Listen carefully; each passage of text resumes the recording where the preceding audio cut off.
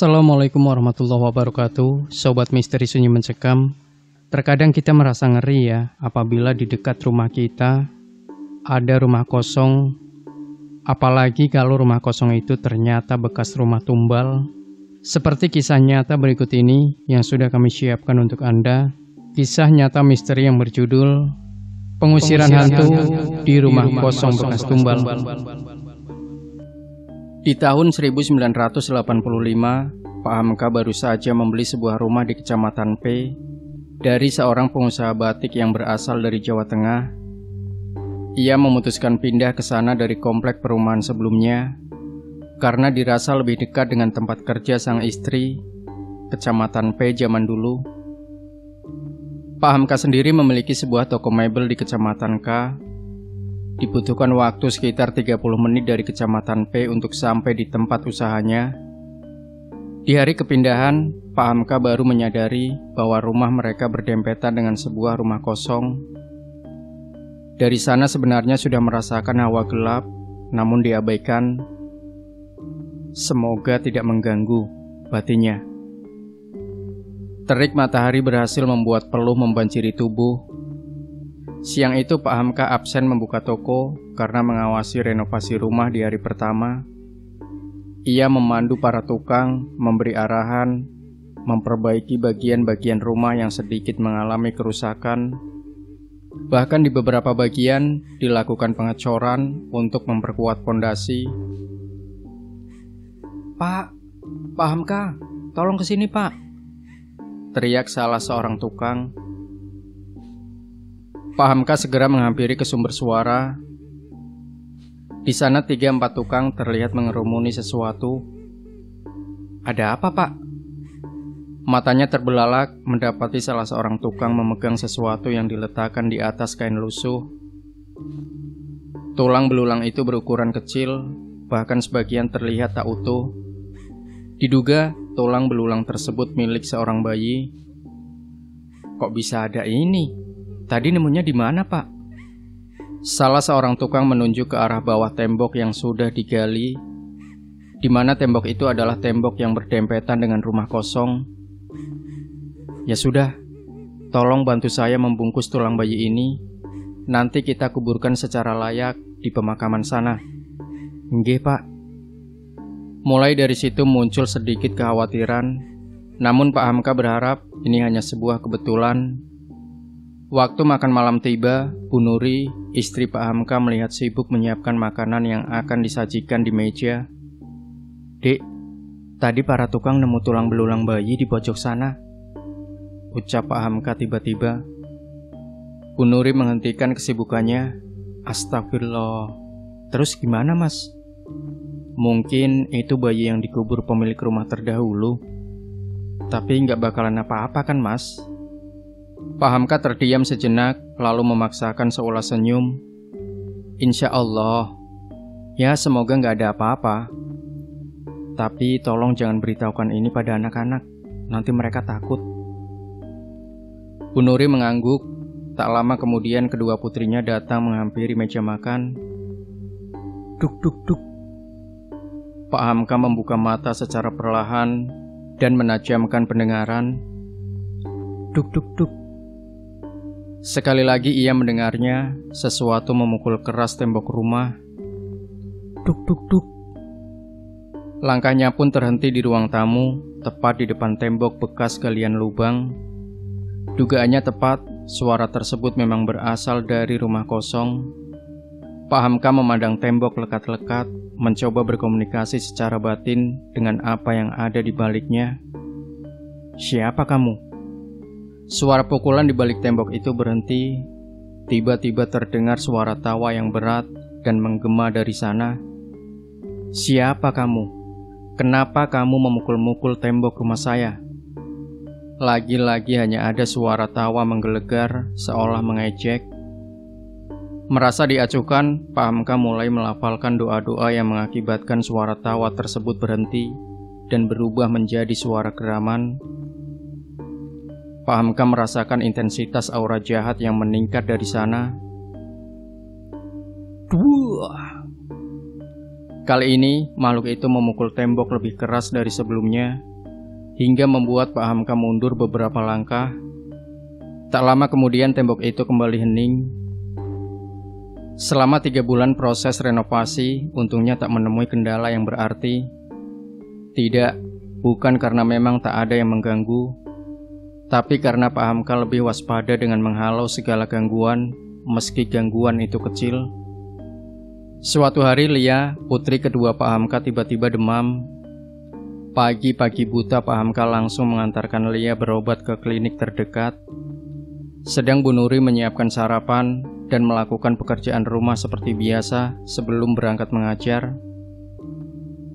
Tak lama kemudian, keduanya sudah pulang dari klinik. "Gimana mas? Lia sakit apa?" "Cuma demam biasa. Disuruh nggak masuk dulu selama 3 hari sama dokternya."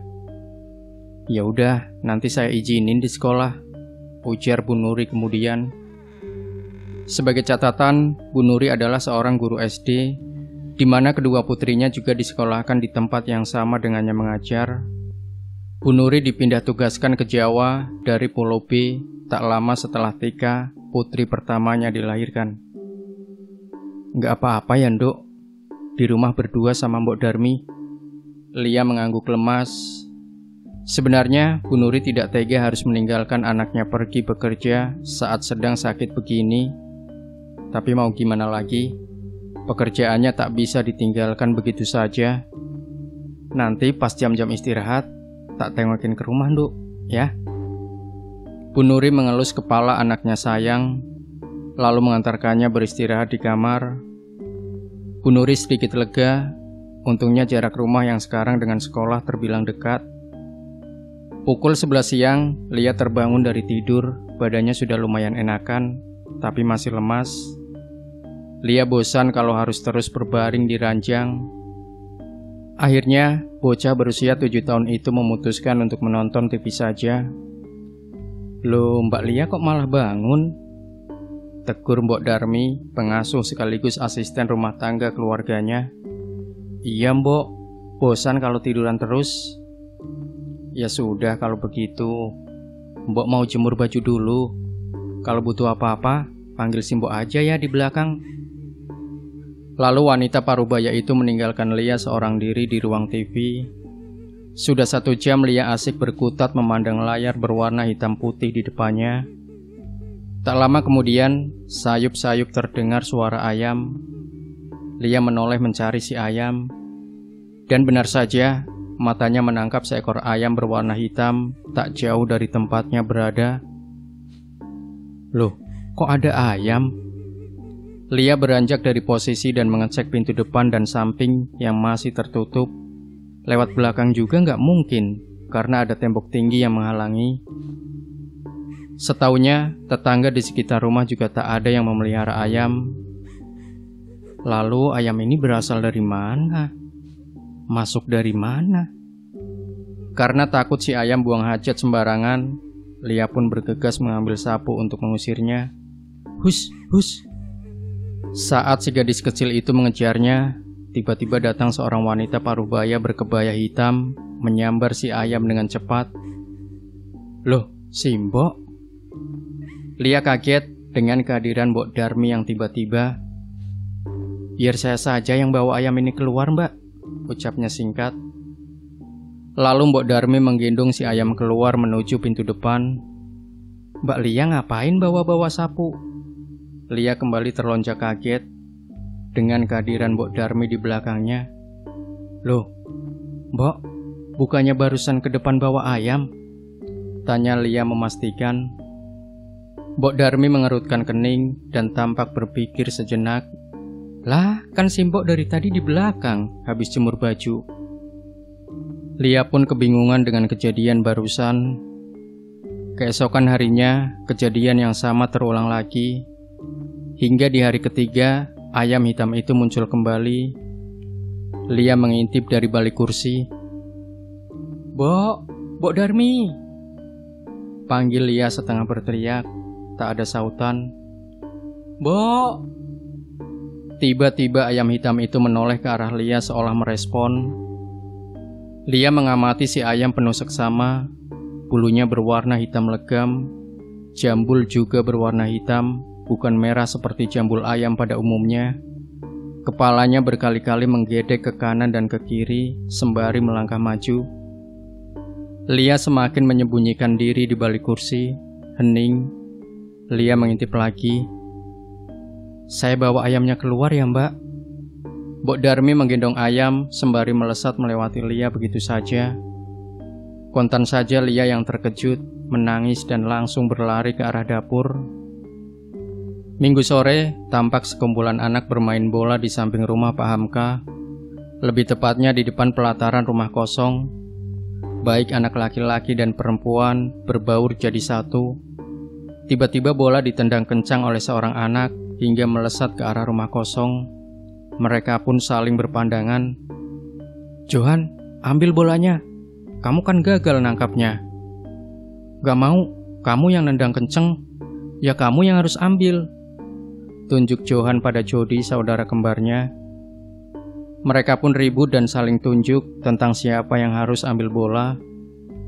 Akhirnya Tika, putri pertama Pak Hamka, berdiri dari posisi penonton. Ia pun menghampiri biang keributan. Udah, tinggal ambil aja. Tinggal ambil aja, ribut banget," tegas Tika.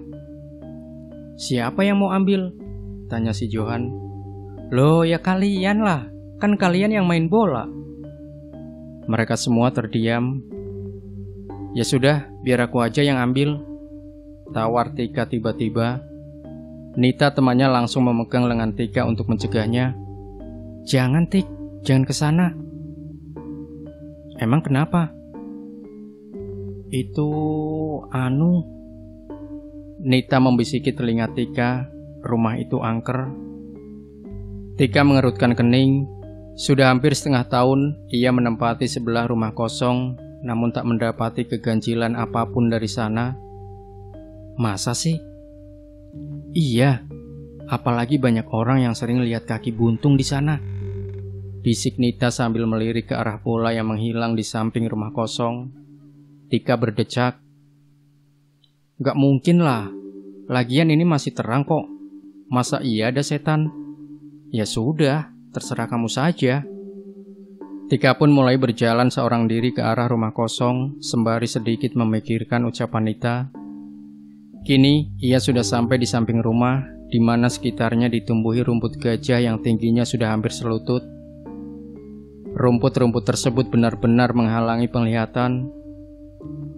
Akhirnya Tika memutuskan memungut sebuah ranting panjang, di mana ranting tersebut akan digunakan untuk menyibak-nyibakan rumput agar lebih mudah menemukan bola. Hingga pandangan mata menangkap sebuah objek berwarna kuning menyembul di balik rerumputan. Nah, itu bolanya. Tika berjalan ke arah belakang rumah. Saat akan mengambil, matanya menangkap objek yang lain. Jantungnya berdegup kencang, manakala korena mata menangkap sepasang kaki berdiri tegak di depan bola. Hanya saja, itu sepasang kaki tanpa badan. Kaki buntung dari ujung jari hingga sendi kaki saja. Kaki itu tak bergerak. Dengan hati-hati, Tika mulai membungkuk mengambil bola. Srek, srek. Spontan Tika menoleh. Kosong, hanya timbunan semak. Matanya kembali ke arah posisi tadi. Namun kaki buntung itu sudah hilang. Tanpa menunggu lagi, Tika langsung berlari sekencang-kencangnya meninggalkan tempat tersebut. Pak Hamka terdiam mematung memandangi rumah kosong itu dari kejauhan. Matanya memicing, mencoba menembus ke dalam. Bertanya-tanya, misteri apa yang tersembunyi di baliknya. Dari mata batin, ia hanya melihat sekumpulan makhluk-makhluk tak kasat mata tingkat menengah berseliweran.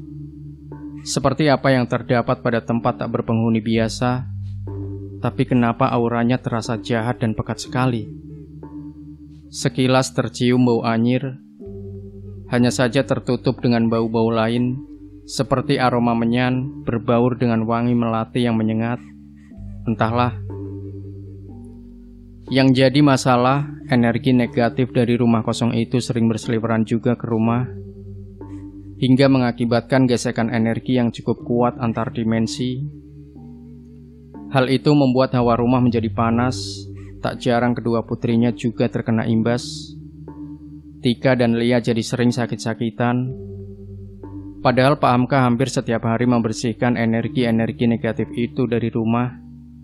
Bahkan sekarang ia jadi jarang ke masjid karena lebih memilih mengajak keluarga kecilnya berjamaah di rumah saja. Awal mula kekhawatiran muncul ketika ia mendapat laporan dari Lia, anak keduanya, tentang kemunculan Ayam dan Mbok Darmi yang jadi dua. Setelah kejadian itu, demamnya makin menjadi karena ada energi negatif yang masih menempel pada Lia. Mau tak mau Pak Hamka merawat Lia tiap malam dengan membacakan ayat kursi 7 kali, lalu ditiupkan di ubun-ubun. Masalah kedua muncul setelah Tika juga melapor melihat kaki buntung di belakang rumah kosong. Malamnya Tika girap-girap, sawan, atau istilahnya ketakutan, dan selalu terbayang-bayang melihat kaki buntung itu. Belum lagi yang katanya Mbok Darmi sering diganggu dengan kejadian perkakas yang tiba-tiba hilang atau berpindah tempat. Tak hanya Mbok Darmi, tapi seisi rumah juga pernah dikerjai dengan hal serupa. Pak Hamka, kok ngelamun sendiri di sini? Awas, kesambet loh. Tegur Pak Tejo, salah satu warga komplek. Enggak Pak, cuma lagi ngamatin rumah kosong sebelah rumah saya. Pak Tejo melihat rumah yang ditunjuk Pak Hamka bergidik ngeri. Emang rumah itu singu Pak, alias angker. Oh ya? Ya maklum Pak, namanya juga rumah kosong. Jawab Pak Hamka mengulas senyum. Bapak nggak takut apa? Nggak pernah diganggu apa-apa gitu? Pak Hamka menggeleng berpura-pura tak tahu. Gini Pak Hamka, bukannya saya menakut-nakuti atau gimana. Ini supaya lebih berhati-hati aja. Pak Tejo kembali melanjutkan ceritanya. Jadi gini, rumah itu lebih dari 10 tahun gak ditempatin. Warga sering melihat penampakan di sini. Oh ya? Iya Pak. Ada yang pernah melihat kaki buntung di belakang atau di pekarangan rumah. Ada yang lihat pocong. Pernah nih, Bu Isma itu loh Pak, penjual gorengan yang rumahnya ada di belakang rumah Pak Hamka, malam-malam melihat seorang bapak tua yang ngerokok di teras rumah kosong sendirian. Dikira memang orang pikun, karena perawakannya sudah tua sekali. Pas mau disamperin, hilang. Orang-orang juga sering melihat wanita berpakaian putih, tampak berjalan mondar-mandir di balik jendela. Wah, ramai juga ya Pak, canda Pak Hamka. Iya ngeri Pak. Pernah ada suatu kejadian. Ada maling yang malam itu dikejar oleh para peronda. Nah, 2 orang maling tersebut ternyata bersembunyi di sana. Tak ada seorang pun yang tahu. Pagi-pagi mereka berdua ditemukan tergeletak begitu saja di depan rumah kosong. Terus, saat ditemukan kondisi mereka cukup menyedihkan. Salah satunya bibirnya miring, membeletot ke kanan, gak bisa balik. Yang satu gak bisa lihat, tapi masih hidup. Ya hidup Pak. Lalu didatangkan orang pintar. Kata orang pintarnya, memang mereka habis dikerjain si penunggu rumah. Kemudian disembuhkan kedua-duanya sama si orang pintar. Sebelum dibawa ke kantor polisi, kedua maling itu diinterogasi oleh warga. Mereka pun menceritakan saat bersembunyi di rumah kosong, mereka mengalami hal-hal yang mengerikan. Puncaknya, ada sesuatu tak kasat mata menamparnya keras sekali. Nah, orang yang satu lagi langsung dicolok kedua matanya dengan sesuatu yang panas. Makanya nggak bisa lihat apa-apa. Pak Hamka mengangguk mengerti mendengar cerita Pak Tejo. Ah iya, satu lagi. Kata yang sering lewat sini, mereka sering mendengar bayi yang menangis. Pak Hamka mengerutkan dahi. Bayi? Malam itu, Bu Nuri harus tidur sendirian karena Pak Hamka tidak pulang. Kalau sudah ada bisnis makelar, memang Pak Hamka bisa tidak pulang beberapa hari. Pak Hamka sendiri juga menyambi profesi jadi makelar selain usaha toko.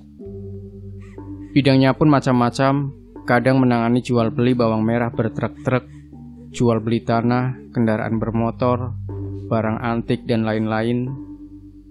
Pak Hamka memang tipe pekerja keras, tak mau mengandalkan satu penghasilan saja selama masih mampu. Prinsipnya, jika kita punya 9 pintu rezeki, mengapa tidak kita buka ke 9 pintunya? Meskipun berasal dari keluarga berada dengan warisan tanah di mana-mana, Pak Hamka tidak jumawa bermanja-manja, karena sejak kecil sudah dididik keras dengan pola hidup susah. Waktu sudah menunjukkan pukul 10 malam, Bu Nuri juga sudah mengecek kondisi anak-anak yang terlelap tidur di kamar. Ini waktunya rehat. Bu Nuri mulai merebahkan tubuh di atas kasur, baru sejenak memejamkan mata, lalu membuka mata kembali karena merasa ada sesuatu yang berat menindihnya. Dan benar saja, ada sesosok wanita berpakaian putih lusuh berdiri di atas dada. Rambutnya panjang, sebagian menutup wajah, menunduk menatap Bu Nuri dengan mata tanpa kornea. Wajahnya rusak dengan mulut menganga lebar. Bu Nuri kaget bukan main, berusaha bergerak namun tak bisa. Bahkan ujung jari pun susah digerakkan. Wanita itu makin kuat menindih, makin lama makin membelasakan kakinya yang samar ke dada Bu Nuri. Bu Nuri tak bisa bernafas, paru-parunya seolah terhimpit, tertutup tanpa udara. Nafasnya tersengal-sengal, ingin sekali berteriak namun tak bisa. Bahkan melafalkan doa-doa pun tak mampu berkata. Bu Nuri mengucap istighfar dalam hati dengan terbata-bata. Entah saat itu rasanya berada di ambang hidup dan mati. Makin lama udara yang dihirup tak ada lagi. "Mak, lihat tidur sini ya." Bu Nuri terbangun dengan nafas tersengal-sengal. Sebisa mungkin ia menghirup udara sebanyak-banyaknya. Tak mau kehilangan oksigen lagi. Badannya dingin, namun berkeringat. Ia menoleh memeluk Lia. Lia pun terheran-heran menatap kondisi ibunya seperti orang yang habis lari maraton berkilo-kilometer. "Makasih nak, makasih," ucap Bu Nuri terbata-bata. Benar, Bu Nuri baru saja mengalami ketindihan. Untung saja Lia saat itu datang ke kamar dan menyentuh tangannya, yang akhirnya bisa membuat Bu Nuri bergerak lagi. Gerimis hujan terdengar turun, tetesan airnya berdetik jatuh ke atap rumah, menghasilkan irama ritik di sekitarnya. Udara menjadi semakin dingin, berhasil menyeruak masuk ke dalam rumah. Bersamaan dengan itu, Bu Nuri kembali harus berhadapan dengan sosok wanita berwajah rusak. Kali ini wanita itu jongkok dan semakin mendekatkan wajah. Dari mulutnya yang menganga, keluar lendir hitam dengan bau menyengat. Lagi, dadanya dihimpit kuat-kuat. Rongga paru tak bisa dimasuki oksigen. Bu Nuri berjuang sekuat tenaga untuk bergerak. Rasa takut makin membuat makhluk itu menjadi kuat. Bu Nuri tak mampu berucap istighfar. Hanya satu kata yang berhasil ia kumamkan dengan susah payah. "Allah, Allah, Allah, ya Allah." Lafaz itu berhasil membuat jari telunjuknya bergerak. Bu Nuri terjaga dengan nafas tak beraturan. Ini sudah yang keberapa kali ia ketindihan sosok wanita itu. Tiap suaminya tidak tidur di rumah, Pak Hamka selalu menyarankan untuk berwudu sebelum tidur, jangan sampai lupa berdoa. Tapi namanya juga manusia, lupa pasti pernah menghinggapinya. Di saat lengah seperti itu, Bu Nuri pasti mengalami ketindihan. Dan makhluk yang menindihnya selalu sama, sosok wanita berwajah rusak. "Mas, gimana ini? Aku sering ketindihan wanita berwajah rusak itu. Stres aku lama-lama. Ngajar sampai gak bisa konsen," keluh Bu Nuri pada suaminya. Matanya berkaca-kaca. Pak Hamka memandang istrinya tak tega. Bukan tak pernah berbuat apa-apa, Pak Hamka sendiri susah menemukan keberadaan wanita berwajah rusak itu. Tiap berada di rumah, dicari, bahkan dipancing pun sosok itu tak berani menampakkan diri. Tapi kenapa malah mengganggu istrinya terus-menerus? Pak Hamka mulai kesal. 3 minggu setelahnya, Pak Hamka kembali pamit tidak pulang selama 2 hari karena harus pergi kulak barang mebel di daerah Jepara. Bu Nuri sedikit khawatir karena itu berarti dia harus tidur sendirian lagi malam ini. Tapi Pak Hamka berusaha menenangkan. Jangan khawatir, tidak akan terjadi apa-apa. Bu Nuri memaksakan seolah senyum sembari mengangguk, lalu mencium taksim punggung tangan suaminya. Malam hari menjadi lembab dan dingin karena bekas hujan yang baru saja berhenti. Awan mendung yang tadinya menutupi pelan-pelan menyingkir membiarkan bulan terlihat penuh, tak menghalangi sinarnya.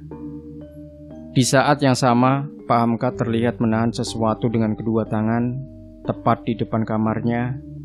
Ia kemudian menarik, menyeret sesuatu tak kasat mata untuk menjauh. Wanita berwajah rusak itu mencoba menahan tali gaib yang menjerat leher. Terlihat marah, namun kalah. Ya, Pak Hamka tidak benar-benar pergi ke Jepara.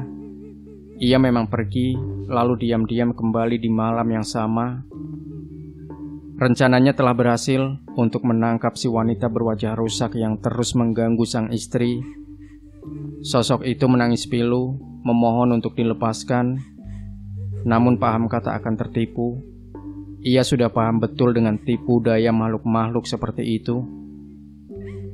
Kamu pergi, jangan pernah kembali ke sini, atau saya lenyapkan. Si sosok menangis, lalu tertawa melengking setelahnya. Jangan. Gak mau. Saya suka istrimu. Baunya enak. Ya sudah, berarti saya lenyapkan saja kamu. Pak Hamka mulai melafalkan doa-doa. Sosok itu menggeram dan terlihat marah. Lama-kelamaan merintih seolah kesakitan.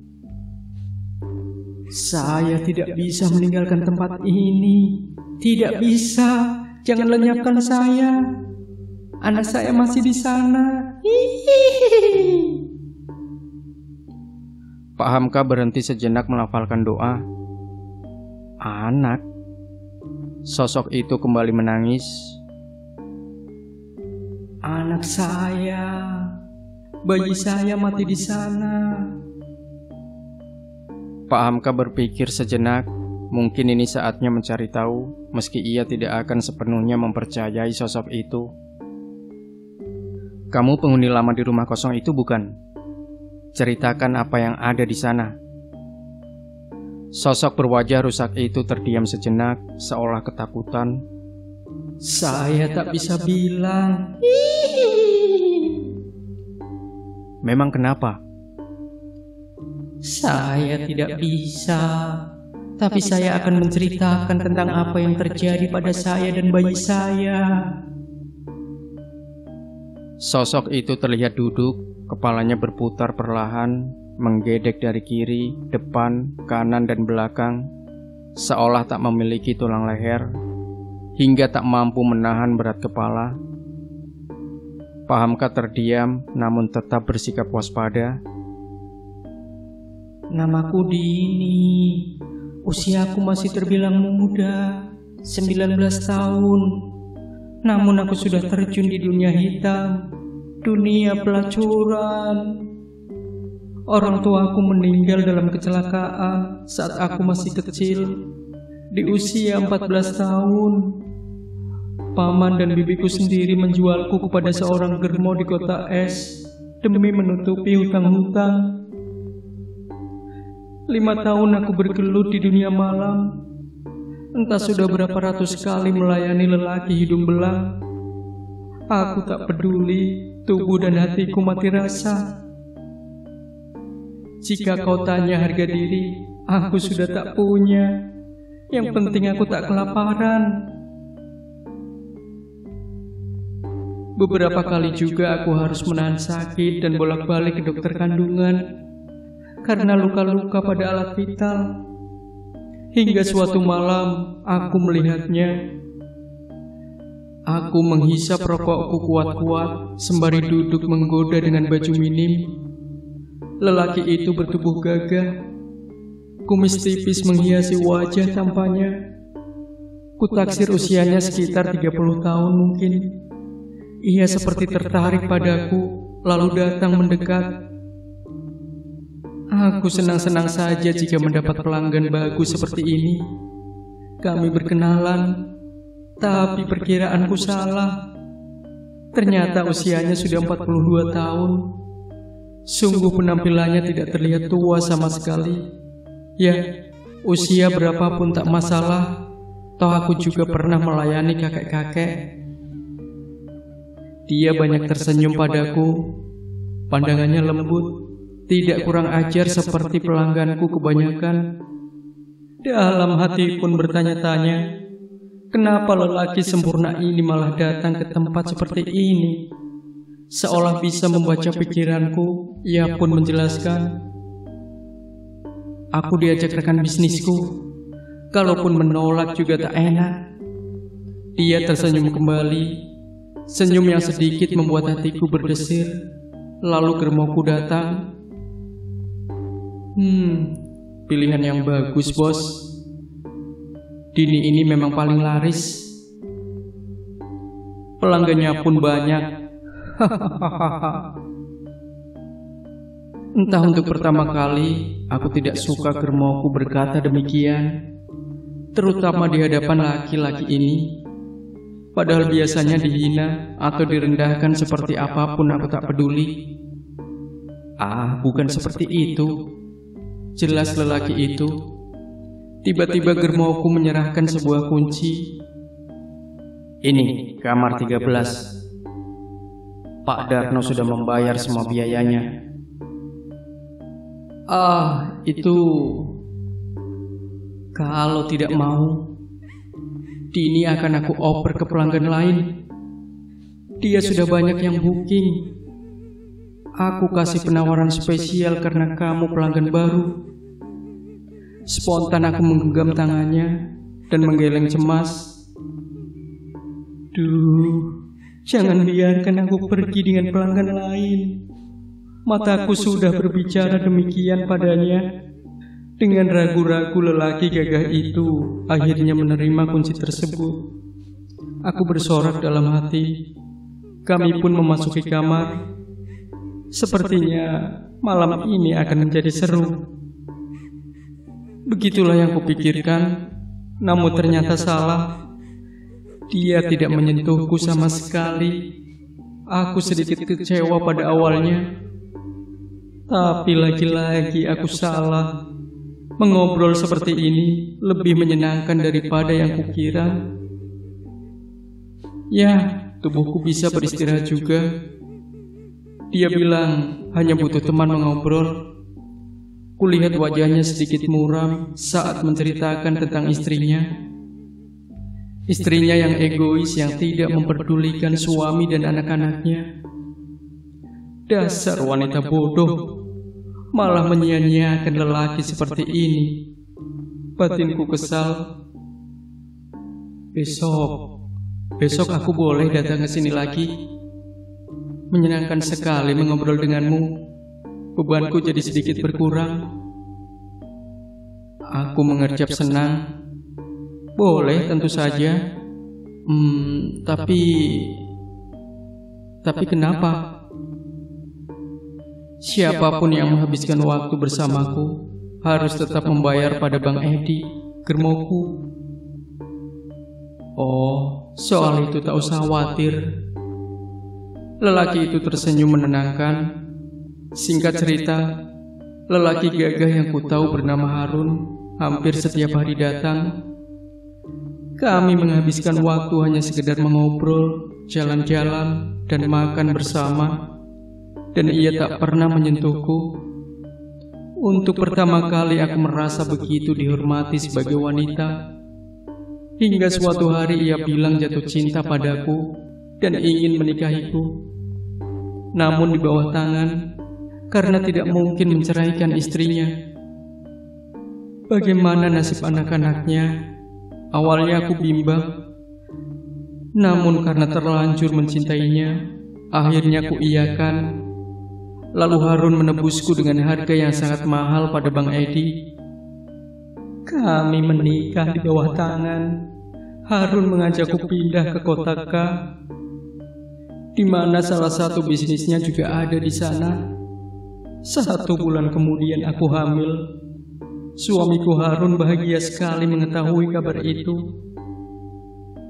Semenjak mengetahui berita kehamilanku, Harun jadi lebih sering mengunjungiku. Biasanya hanya 2 minggu sekali, tapi sekarang bisa 3 hari atau paling lama seminggu sekali. Aku tak pernah membayangkan akan bisa hidup bahagia dan senormal ini. Memasuki bulan ke-9 2 minggu, aku mengalami pembukaan pertama.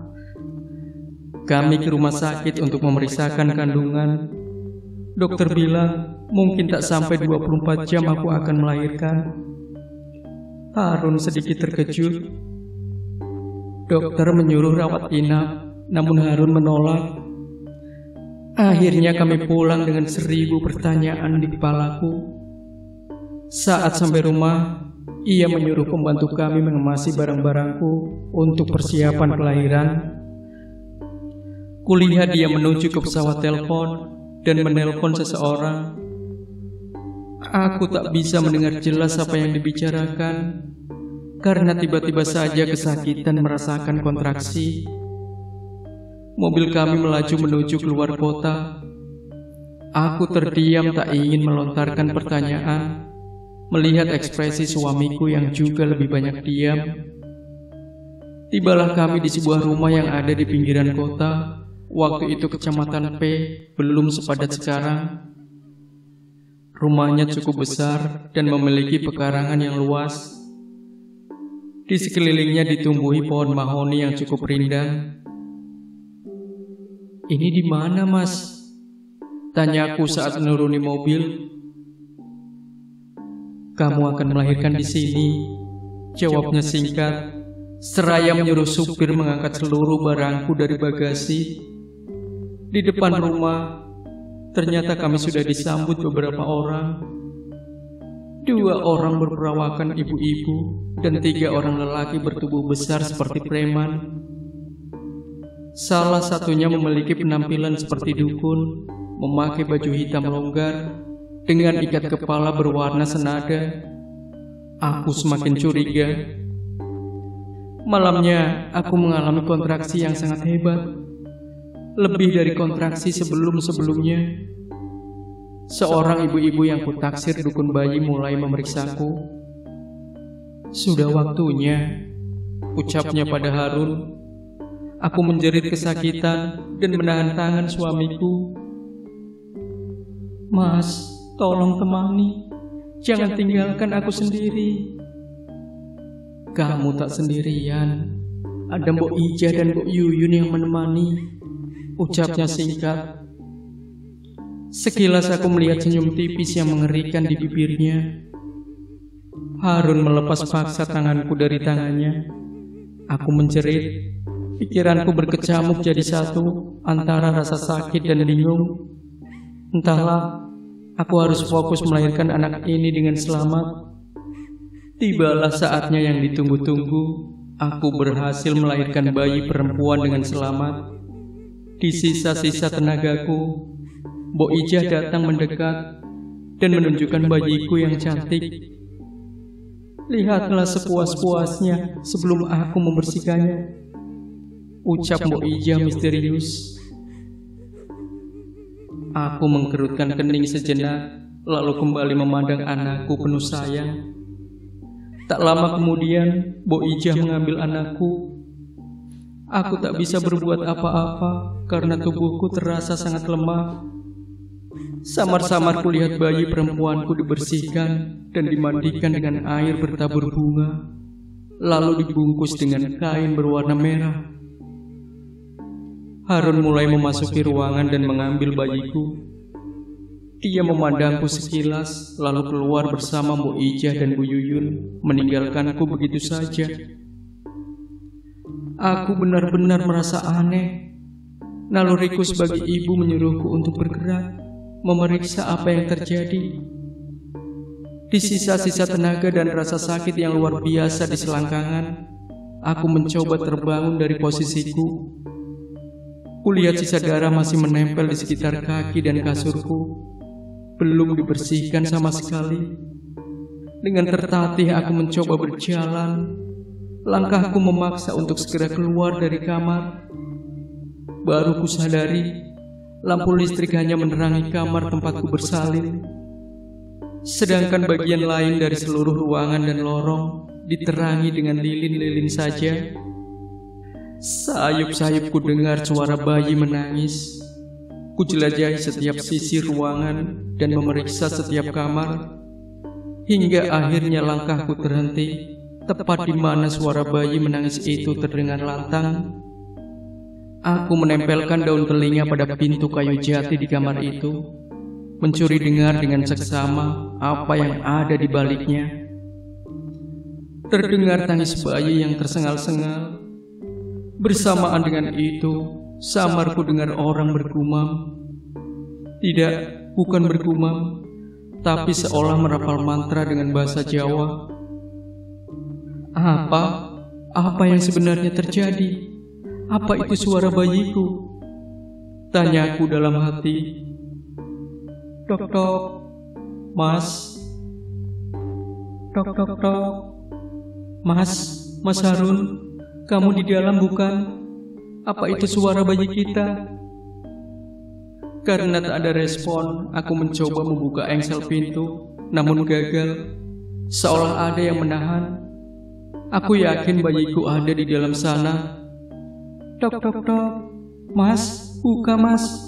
Apa yang kamu lakuin ke bayi kita? Aku mau lihat bayiku, Mas. Air mataku merembes. Ada yang salah di dalam sana. Perasaanku benar-benar tidak enak.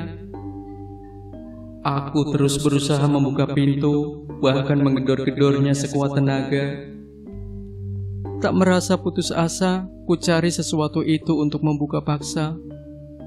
Aku berjalan menyeret sedikit kaki-kakiku, menelusuri ruang demi ruang, meski dengan pandangan sedikit kurang. Karena tangis dan pencahayaan temaram, ku usap kedua mataku yang basah.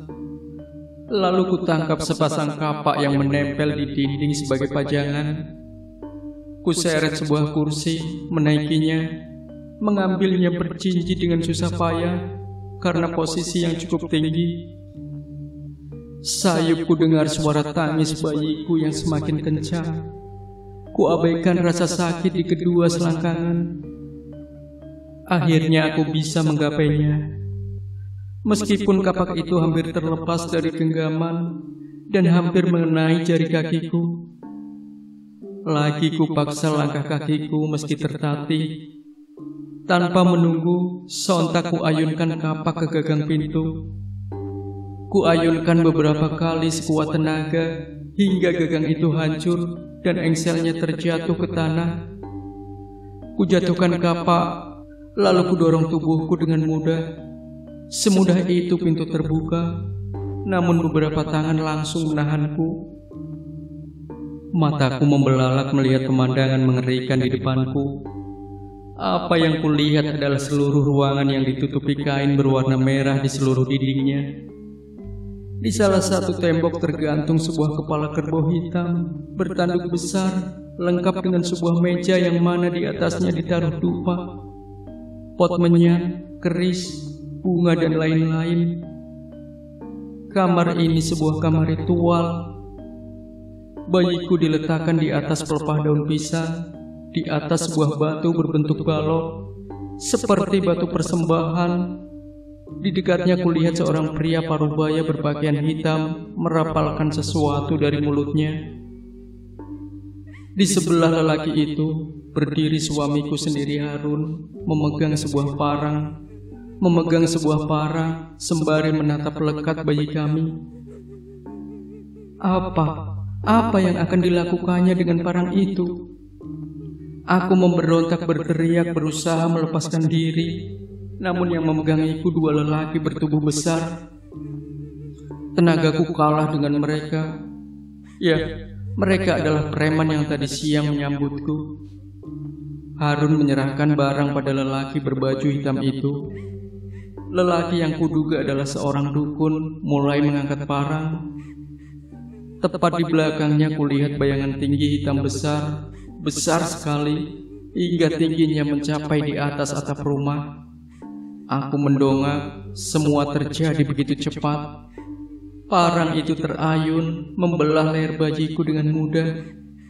Kepalanya menggelinding tepat di bawah kakiku. Tubuh kecilnya sempat menggelinjang sepersekian detik, hingga tak bergerak lagi. Darah mengucur perlahan keluar dari nadi leher kecil yang terputus itu. Aku berteriak, meraung, berharap semua yang kusaksikan ini hanya mimpi. Kulihat Harun menempelkan telapak tangan pada darah bayi yang masih mengalir. Ia pun mengusapkan darah itu ke wajahnya secara perlahan. Aku tak mampu berkata apa-apa. Di saat yang sama, sesuatu bergejolak hebat dari lambung. Spontan ku keluarkan semua isi dalam perut. Lalu apa yang kulihat kemudian adalah gelap seluruhnya. Jadi kamu langsung mati saat itu? Belum. Lalu matinya kenapa? Depresi, lalu gantung diri. Lalu di mana Harun sekarang? Apa yang terjadi dengannya? Dia masih hidup? Tiba-tiba atmosfer seluruh ruangan turun hingga suhu terendah. Dini menggeram. Cari tahu saja sendiri. Sosok Dini pun berubah makin samar, kemudian menghilang. Pak Hamka menoleh ke sana kemari mencari keberadaannya. Sial, dia melarikan diri rupanya. Helanya kesal. Baiklah, akan saya cari tahu sendiri. Paling tidak, saya mendapat sedikit petunjuk, ucapnya pada diri sendiri. Sudah 1 bulan Bu Nuri akhirnya tak pernah ketindihan lagi. Namun bukan berarti gangguan yang lain ikut berhenti. Selain mendapat gangguan tak kasat mata, keluarga Pak Hamka sendiri merasa tak aman dengan lingkungan sekitar. Dikarenakan komplek perumahan Gang Arjuno saat itu sering terjadi pencurian, serta preman-preman yang berkeliaran di kala malam. Pak Hamka pun memutuskan untuk membangun rumah di belakang toko mebelnya di Kecamatan K. Namun, pembangunan juga membutuhkan waktu yang tidak sebentar. Tidak mungkin juga membiarkan keluarganya terus-terusan hidup tak tenang. Satu alasan yang cukup kuat membuatnya mencari tahu tentang rumah kosong agar dapat memindahkan para penghuninya yang cukup mengganggu sekitar. Tapi bukan perkara mudah tentu saja. Pak Hamka tak mampu mengatasinya sendiri, dia butuh bantuan. Di suatu sore, Pak Hamka bertemu dengan seorang teman. Teman itu datang dari sebuah perjalanan, teman yang bersedia memenuhi undangan Pak Hamka jauh-jauh hari sebelumnya. Pak Hamka mengajaknya masuk ke sebuah warung kopi tak jauh dari rumah. Ada apa lagi? Tanya Pak Rusdi di sela-sela menikmati hisapan rokoknya. Tampak asap mengepul di sekitar wajah Pak Hamka, namun ia terlihat tak terganggu sama sekali. Butuh bantuanmu lah. Aku butuh bantuanmu untuk memindahkan penghuni yang ada di sebelah rumahku, karena sudah mengganggu sekali. Sulit sekali kah sampai kamu tidak bisa memindahkan sendiri? Susah, karena bekas tumbal. Ilmuku belum setinggi itu. Pak Rusdi berdecak, lalu menyesap kopi hitamnya sesaat.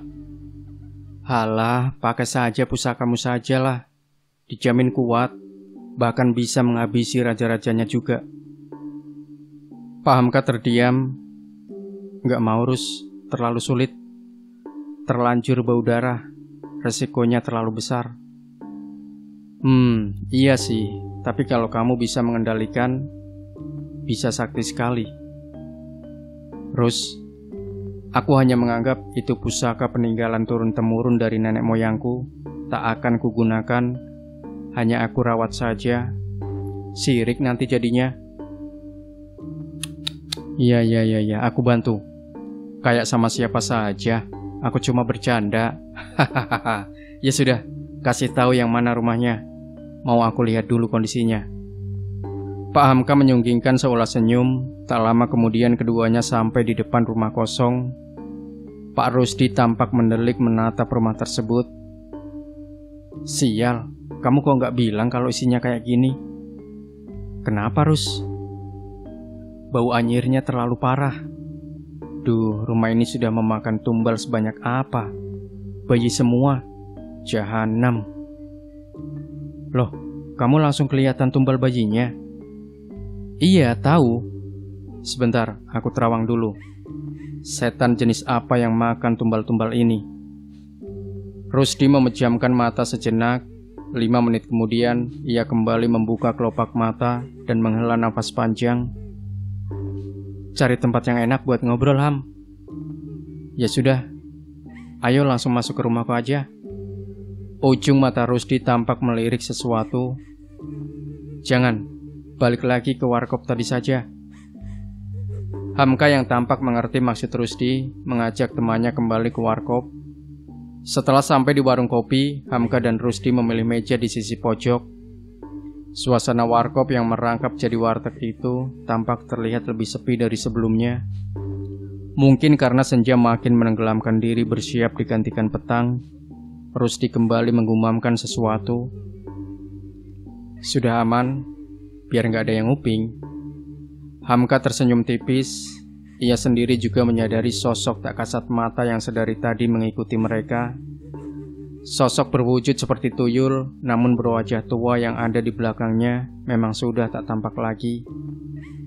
Rusdi menceritakan apa yang dilihatnya tadi ketika meraga Sukma. Begini, Ham, aku belum berhasil menemukan Raja Iblisnya yang makan tumbal.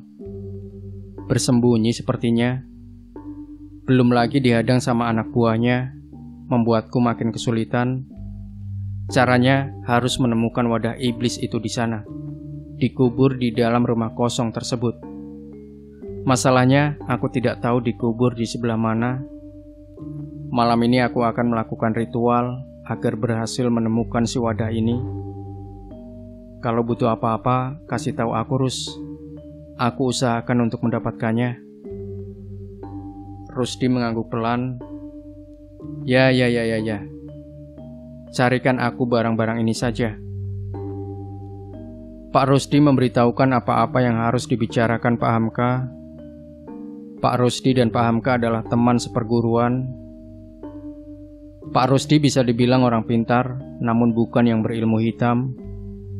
Dia memang lebih mendalami ilmu kebatinan daripada Pak Hamka sejak lama. Sedang Pak Hamka mempelajari ilmu kebatinan hanya sebagai tameng saja. Selain karena alma mater pondok juga. Besok ku kabari. Terus kamu nanti mau nginep di rumahku atau bagaimana? Rusdi mengibaskan tangan. Enggak lah, aku kan mau melakukan ritualnya. Nanti aku numpang tidur di rumah mertuaku yang dari istri keduaku saja.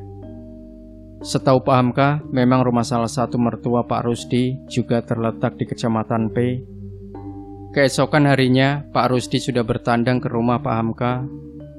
Tampak Bu Nuri mengantarkan secangkir kopi kepada tamu suaminya, lalu meninggalkan mereka berdua.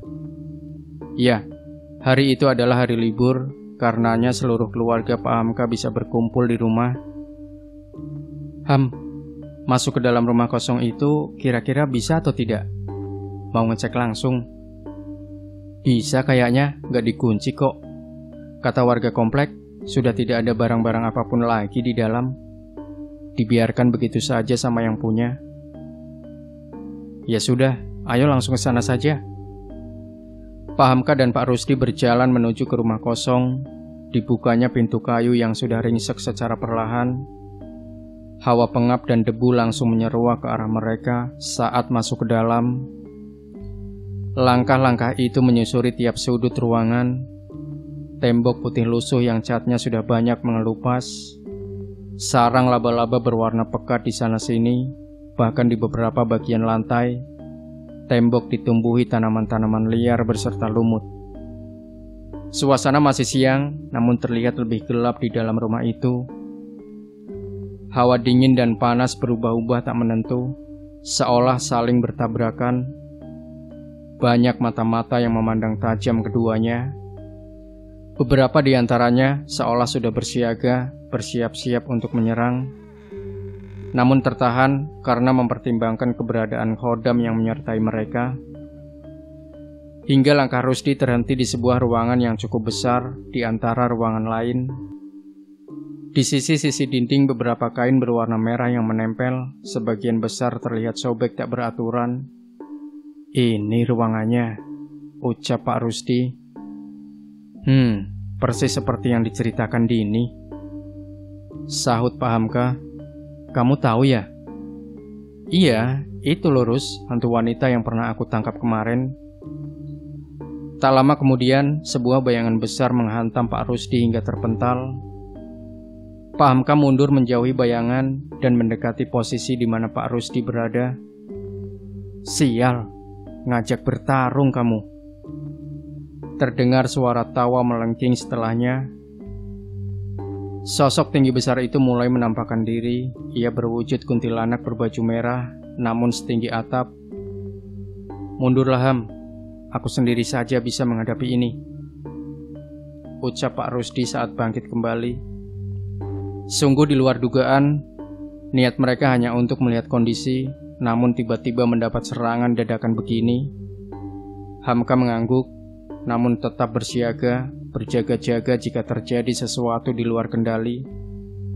Selanjutnya Pak Rusdi mulai merapal sesuatu, bibirnya bergerak cepat, lalu melakukan gerakan silat di depan sesuatu tak kasat mata.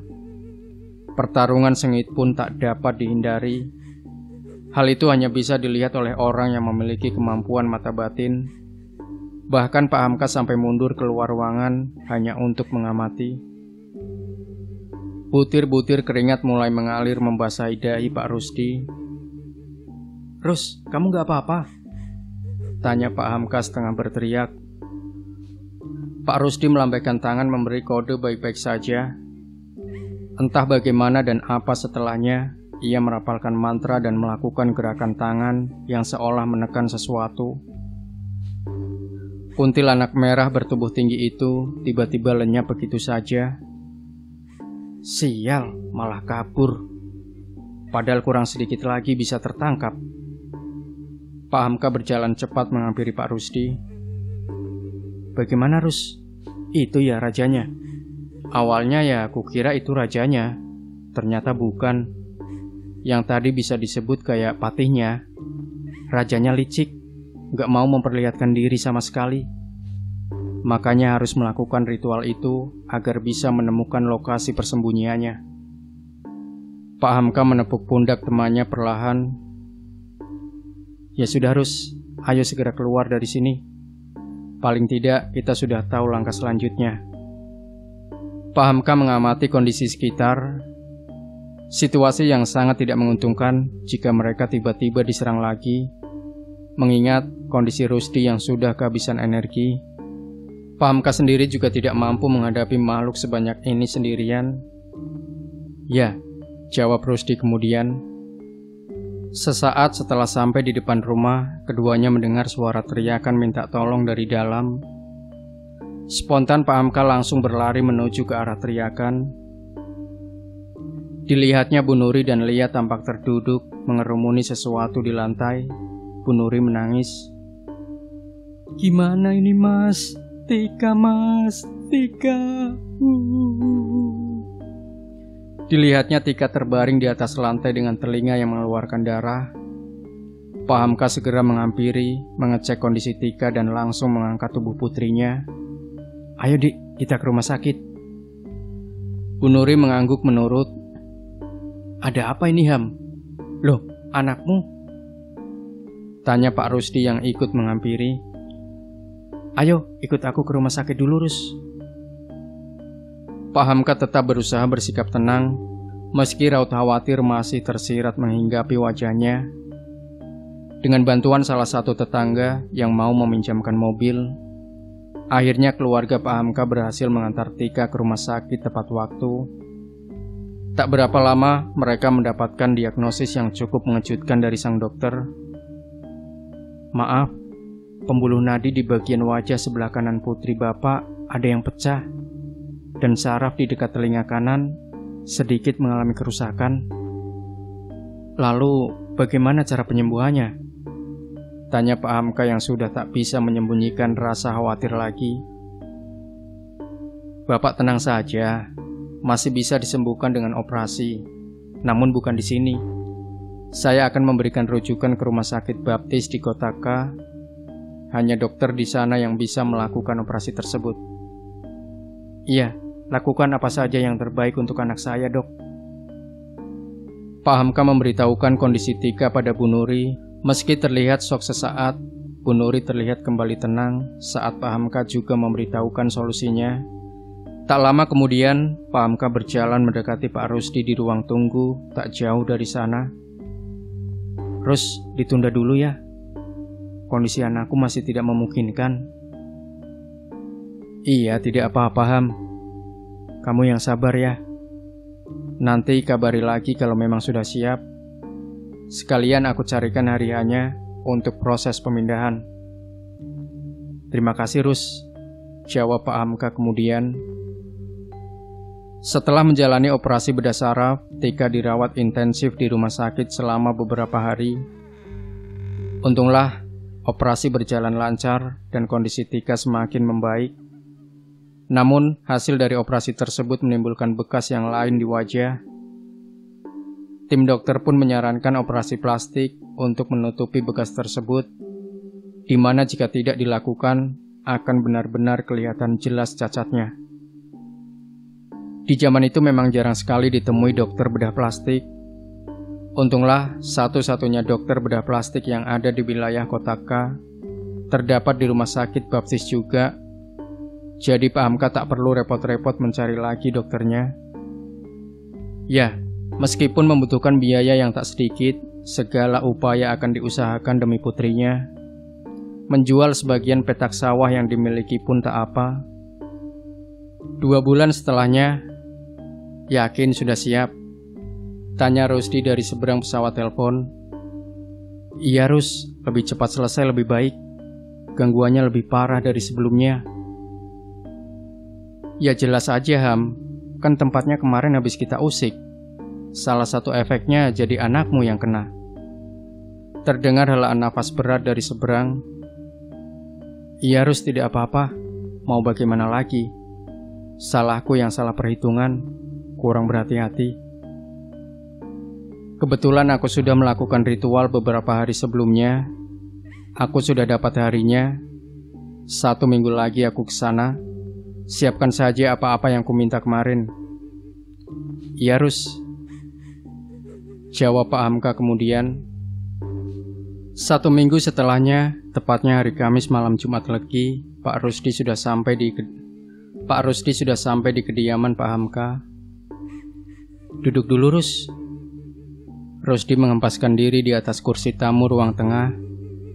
Sebentar ya, aku mau mengantarkan keluargaku ke rumah kakek neneknya di dekat-dekat sini. Iya, santai. Sesaat setelah Pak Hamka meninggalkan Pak Rusdi sendirian, ia merasakan tensi suhu ruangan menjadi rendah. Seolah kedatangannya memang sudah diketahui oleh sosok-sosok tak kasat mata yang pernah ditemuinya di rumah kosong. Pak Rusdi tersenyum tipis sembari mengelus-elus cincin batu akik bermata hijau di salah satu jari. Berani kamu memperlihatkan diri di depanku sekarang, gumam Pak Rusdi.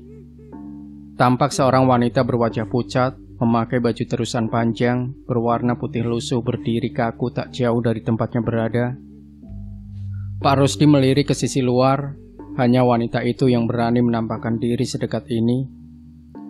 Sedang sosok-sosok lain menatapnya dari kejauhan saja. Kamu yang namanya Dini, wanita yang pernah diceritakan Hamka. Wanita itu menunduk, lalu mengangguk. Apa maumu? Jangan usir kami. Biarkan kami tetap tinggal di sini. Tidak bisa. Lawang kalian sudah ganggu-ganggu kesana kemari, masa tak biarin? Itu urusan kami. Ini rumah kami. bantah Dini. Saya kasih peringatan sekali lagi, sebaiknya kalian segera pindah di tempat yang jarang ada manusianya. Mau saya pindah atau kalian pindah sendiri? Kalau sampai saya yang pindah, tak lempar kalian sampai ke Segoro Kidul. Mau? Gertak Pak Rusdi. Dini menggeram. Di sini tempat tinggal kami. Kamu tidak berhak ngusir. Lagi pula kamu hanya manusia rendah. Mana bisa menghadapi yang punya tempat. Ya sudah, lihat saja nanti. Samar-samar keberadaan Dini sudah tak terlihat lagi. Tak terasa, siang hari begitu cepat terlewati berganti senja. Langit bermegakan oranye mulai menghiasi. Sekelompok burung gereja berjejer rapi terbang menuju arah pulang. Tampak Pak Hamka mengelilingi rumah kosong, sembari menabur segenggam garam dari sebuah kresek hitam. Tujuannya untuk memberi pagar batas agar makhluk yang ada di dalam tidak melarikan diri, dan makhluk yang berada di luar rumah kosong tidak bisa masuk begitu saja. Kebetulan komplek perumahan sedang sepi saat itu, jadi tak ada yang akan menanyakan macam-macam apa yang dilakukannya. Dimulai setelah Isya kan? Tanya Pak Hamka setelah menabur garam, lalu menghampiri Pak Rusdi. Ya. Tepat pukul 8 malam, keduanya pun mulai bersiap-siap. Di saat yang sama, tiba-tiba terdengar suara gebrakan yang cukup keras dari dalam kamar Pak Hamka. Saya cek dulu, Rus. Pak Hamka membuka pintu kamar, ternyata salah satu pintu lemari jatinya terbuka. Tampak sesuatu yang dibungkus kain mori, tergeletak di atas lantai. Pak Hamka pun mengambilnya, di dalamnya ada keris. Sebuah keris hitam berukuran kecil yang sedang bergetar hebat. Pak Hamka merapalkan doa, lalu keris itu diam. Ia pun kembali meletakkan ke dalam lemari. Saat berbalik dan akan keluar kamar, benda itu keluar dan terjatuh lagi. Pak Hamka mengembalikan sekali lagi, hingga sebanyak 3 kali. Akhirnya ia menghela nafas sembari membawa keris berbungkus kain mori dalam genggaman. Aku membawa ini nggak apa-apa. Dari tadi keluar terus dari lemari. Kalau tak bawa, pasti bakal buat kerisuhan dengan yang lain. Sambil mengeluarkan pusaka tersebut dari bungkus kain mori. Loh, itu yang mana? Tanya Pak Rusdi. Yang dari Aceh. Pak Rusdi berdecak, pasalnya energi pusaka yang digenggam Pak Hamka saat ini saling bergesekan dengan hodam dan senjata yang dibawanya. Gesekannya tidak terlalu besar, hanya saja bisa bergejolak sewaktu-waktu. Bisa-bisa mereka sendiri yang kerepotan jika itu terjadi. Seolah bisa membaca raut tak enak Pak Rusdi, Pak Hamka pun menenangkan. Nggak bakal tak buat terus, nggak bakal tak copot dari sarungnya. Ya sudah, nggak apa-apa. Kini mereka sudah berada di ruangan berdinding kain merah di dalam rumah kosong. Pak Hamka meletakkan sebuah Petromax di tengah-tengah ruangan sebagai penerangan. Suasana dalam rumah begitu hening dan dingin. Pak Rusdi mengeluarkan barang-barang persiapannya dari dalam tas, mengeluarkan seikat tali putih dan menyerahkannya pada Pak Hamka. Ini ikatkan pada pintu. Dari ujung yang satu ke ujung yang lain. Terserah mau diikatkan bagaimana, yang penting tak lepas. Pinta Pak Rusdi. Setelah persiapan selesai, Pak Rusdi berdiri bersedekap, lalu memejamkan mata. Pak Hamka berdiri di belakangnya, melihat punggung Pak Rusdi, mengamati sekitar sambil berjaga-jaga. Pak Rusdi perlahan membuka mata, angin dingin berembus pelan menerpa wajah. Dia mati sekitar. Dia berada di atas rumput-rumput ilalang, di tengah lahan yang luas. Di depannya berdiri timbunan pohon mahoni tinggi, membentuk sebuah hutan. Langit malam begitu kelam, tak menampakkan bulan apalagi bintang. Ini sisi dunia lain. Ia pun mulai melangkahkan kaki menuju ke dalam hutan. Hutan pun begitu hening. Tak juga terdengar suara binatang. Pak Rusdi terus berjalan sesuai arahan bisikan yang didengarnya. Entah sudah berapa lama ia berjalan, namun tak terasa melelahkan. Hingga akhirnya langkahnya terhenti di depan sebuah gua. Gua itu begitu pekat. Tak gentar Pak Rusdi kembali masuk ke dalamnya. Meski tanpa penerangan, kornea matanya tetap mampu melihat dalam gelap. Di ujung gua, ia melihat seberkas cahaya temaram. Semakin ia mendekat, semakin jelas bau anyir yang terhirup masuk ke saluran nafas. Begitu sampai, matanya sempat terbelalak. Bagaimana tidak, di dalamnya terdapat puluhan atau mungkin ratusan bayi berdarah-darah tergeletak begitu saja. Bayi-bayi itu masih bergerak-gerak meski dalam kondisi mengenaskan. Ada yang kepalanya terputus, sebelah tangan atau kakinya hilang, separuh badannya hancur, dan lain sebagainya. Bahkan ada yang masih dalam kondisi bayi tragan atau bayi keguguran, seperti segumpal daging atau kondisi tubuh yang belum sempurna. Perlahan Pak Rusdi melangkah dengan hati-hati melewati kumpulan bayi tergeletak itu. Suara tangisnya mampu memekakkan telinga. Jadi ini bayi-bayi tumbal itu. Lalu Pak Rusdi sampai di bagian gua yang lain. Di sana ia melihat sekumpulan orang-orang yang dirantai, dibelenggu di bagian leher, tangan, dan kaki. Orang-orang itu pun kondisinya juga mengenaskan, tak jauh berbeda dari bayi-bayi sebelumnya. Di sana terdapat sebuah singgasana batu yang sangat besar. Berdiri sesosok makhluk yang begitu mengerikan. Makhluk itu berkepala kerbau, lengkap dengan tanduk hitam yang kokoh, bertubuh manusia. Sosoknya berjenis kelamin laki-laki, badannya tinggi dan kekar, bertelanjang, namun tak berkelamin. Matanya merah menyala menatap tajam Pak Rusdi. "Kamu yang sudah membabat habis anak buahku." Pak Rusdi terdiam mendengarnya. Ia pun menoleh beradu pandang dengan seorang lelaki gagah berpakaian perang zaman dahulu, yang kini sudah berdiri di sampingnya.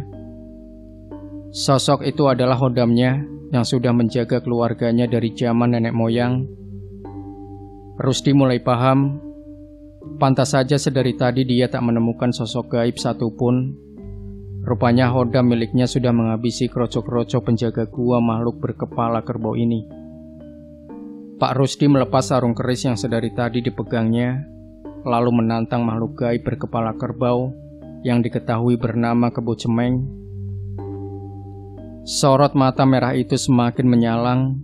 Ia pun kembali memanggil anak buahnya yang lain. Perhelatan berdarah tak dapat dielakkan. Pak Rusdi bersama sang hodam mulai menyerang Kebo Cemeng beserta anak buahnya. Di alam nyata, Pak Hamka mulai resah menunggu. Sudah 3 jam Pak Rusdi belum membuka mata. Dilihatnya bulir-bulir keringat menetes melewati dahi dan wajah Pak Rusdi. Padahal kondisi ruangan begitu dingin, bahkan semakin membeku seolah berada di puncak pegunungan di malam hari. Tiba-tiba sesuatu berusaha menggebrak pintu ruangan. Pintu pun terbuka dengan sendirinya. Pak Hamka berbalik. Kuntilanak merah setinggi atap rumah kembali menampakkan diri, berusaha masuk, namun terhalang tali putih yang terikat. Pak Hamka membaca doa-doa, membantu menambah pagar gaib sebagai penghalang, namun sepertinya kuntilanak merah itu sangat murka. Kekuatannya terbilang sangat besar bagi Pak Hamka. Entah sampai berapa lama ia mampu menahan serangan sang kuntilanak merah. Ilmu kebatinannya tak sekuat Pak Rusdi, yang mana masih keturunan asli dari kerajaan Mataram. Tiba-tiba keris yang diikat pinggang di balik punggung bergetar hebat, lalu jatuh dari tempatnya berada. Sesuatu perlahan keluar dari dalam sana. Sebuah kabut tebal yang kemudian berubah menjadi sosok ular raksasa yang memenuhi ruangan. Pak Hamka terkejut bukan main. Ular raksasa itu menganga, menunjukkan taring-taring besar yang tajam. Secepat kilat, ular itu melesat melewati Pak Hamka dan menerkam kuntilanak merah. Ular raksasa itu melilit ketat, menelan sang kuntilanak merah secara perlahan, seperti ular biasa yang sedang memaksa korbannya. Pak Hamka tak menyangka bahwa kuntilanak merah itu bisa dikalahkan dengan sangat mudah. Pantas saja Pak Rusdi tadi cukup khawatir. Ia membawa serta pusaka dari Aceh itu. Setelahnya, ular itu kembali mendekati Pak Hamka, mengelilingi kedua manusia tersebut. Kepala besarnya mengendus Pak Rusdi, lalu berganti ke Pak Hamka kemudian. Pak Hamka tak bergerak, hanya saja tetap membaca doa-doa. Tak lama kemudian, si ular raksasa berubah menjadi kabut dan masuk kembali menjadi sebuah pusaka. Pak Rusdi bisa membalik keadaan meski tak mudah. Ia berhasil menangkap sang kebo cemeng. Pak Rusdi memejamkan mata, mengkonsentrasikan pikiran agar bisa kembali ke dunia manusia. Saat Pak Rusdi membuka kembali mata, ia langsung berteriak pada Pak Hamka. "Ham, cepat ambil sarung kerisku." Tunjuknya pada sebuah sarung keris yang terbuat dari kayu berukir yang diletakkan di atas wadah yang sudah ditaburi bunga 7 rupa. Pak Hamka yang masih dalam keadaan syok segera membalikkan kesadaran, bergegas menyerahkan sarung keris tersebut pada temannya. Sambil merapalkan sebuah mantra, Pak Rusdi menarik sesuatu tak kasat mata dan memasukkannya ke dalam sarung keris berukir. Tak lama setelahnya, sebuah keris yang panjangnya kurang lebih 48 cm sudah ada begitu saja. Di tengah gagangnya terdapat sebuah batu berwarna merah. Pak Hamka masih takjub dengan peristiwa itu. "Mana wadahnya?" tanya Pak Hamka kemudian. Ia tiba-tiba teringat dengan wadah yang dimaksud Pak Rusdi. "Ya ini wadahnya. Wujud keris ini sendirilah sang wadah." Tiba-tiba kornea mata Pak Rusdi menangkap sebuah pusaka yang tergeletak di atas rantai. "Loh, barang itu kok tiba-tiba di situ?"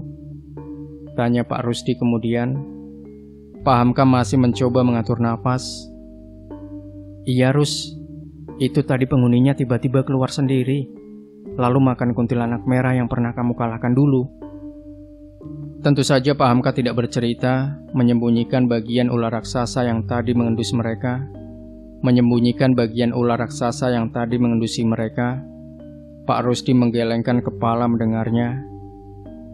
"Sial, untung saja tak membuat keributan saat aku sedang mencari wadah tadi." Pak Hamka tersenyum tipis. "Ayo, kita pindahkan para penghuni rumah kosong ini ke tempat lain." "Kamu maunya dipindah kemana?" "Pindah ke lokasi C saja," jawab Pak Hamka mantap. Pak Hamka memang sudah mengevaluasi lokasi yang cocok untuk pemindahan dari jauh-jauh hari. "Oh, nggak apa-apa ya kalau dipindah ke situ?" tanya Pak Rusdi memastikan. "Iya, nggak apa-apa. Tapi ntar dulu Ham, aku mau ngambil nafas dulu. Badanku rasanya masih lemes," jawab Pak Rusdi sembari melambaikan tangan. Setelah proses pemindahan penghuni lama selesai, keduanya kembali ke rumah Pak Hamka. "Ini Rus, diminum dulu kopinya," saji Pak Hamka pada Pak Rusdi yang sedang duduk santai di kursi tengah. Pak Hamka dan Pak Rusdi kembali melanjutkan obrolan. Pak Rusdi mulai menceritakan apa yang dilihat saat menghadapi kebo cemeng tadi. Tentang asal-usulnya, yang mana ternyata kebo cemeng adalah mantan abdi dalem Nyi Roro Kidul, sang penguasa pantai selatan.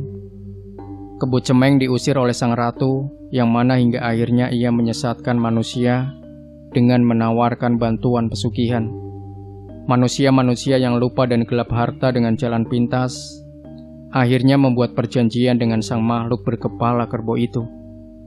Sedari dulu, kebo cemeng sangat menyukai bayi-bayi, di mana makhluk yang tanpa dosa itu adalah makanan terenak baginya. Akibat dari banyaknya manusia yang mempersembahkan tumbal, kebo cemeng pun semakin menjadi kuat. Jikalau bukan karena hodam Pak Rusdi yang membantu, bisa jadi Pak Rusdi hanya tinggal menjadi nama. Darah keturunan Mataram yang dimiliki Pak Rusdi masih memiliki hubungan kuat dengan Nyi Roro Kidul. Satu alasan lain yang mana kebo cemeng akhirnya bisa kalah dari Pak Rusdi.